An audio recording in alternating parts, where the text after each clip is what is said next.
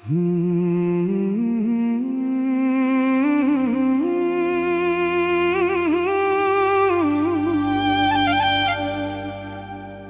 आमाको सम्झना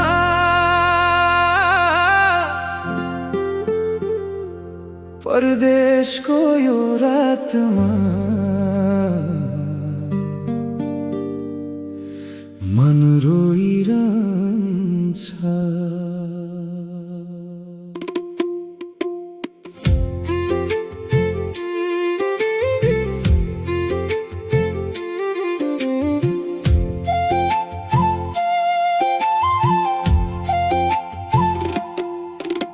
घरको त्यो सानो आँगन, आमाको माया न्यानो, बाबुको पसिनाले चलेको हाम्रो पुरानो छानो। सपना बोकेर हिँडे म विदेशी बाटो समाई, खुसी दिने चाहनाले आँसु धेरै लुकाई।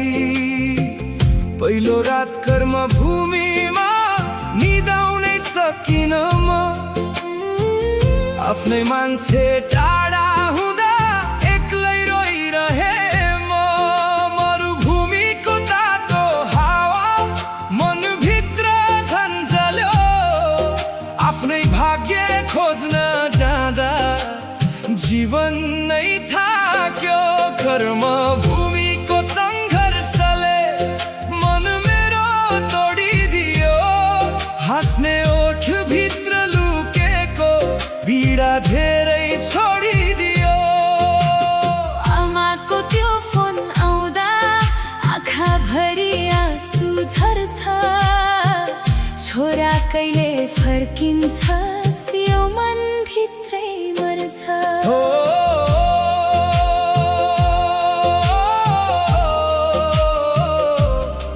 कर्म भूमिको सङ्घर्ष सपना भन्दा ठुलो रहेछ।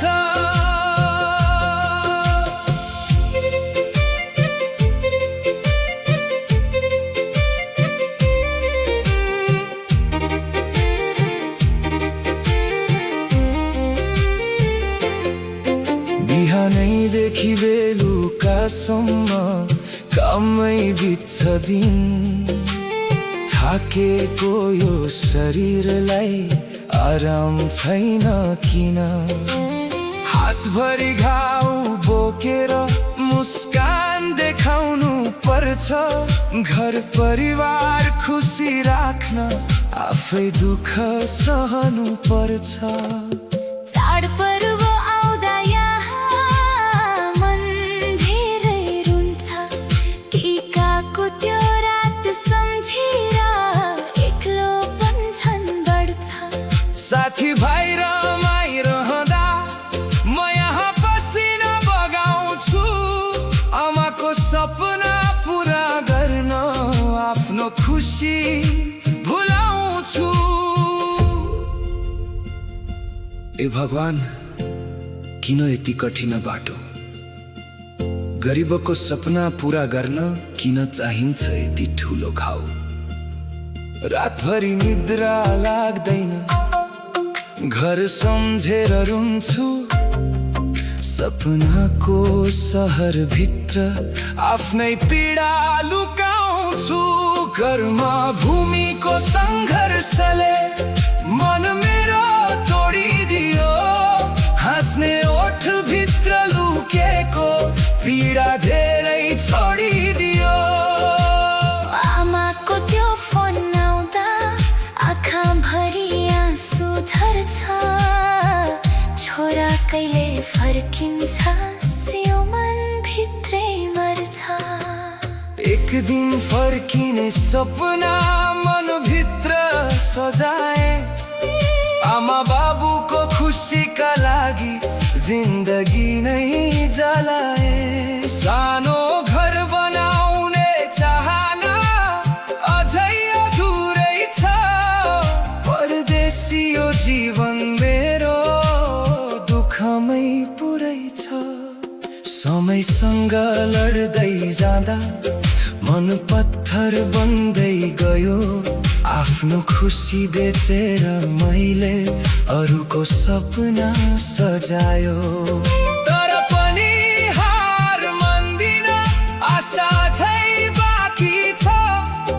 आमाको त्यो मुस्कानमै मेरो संसार अडिएको छ।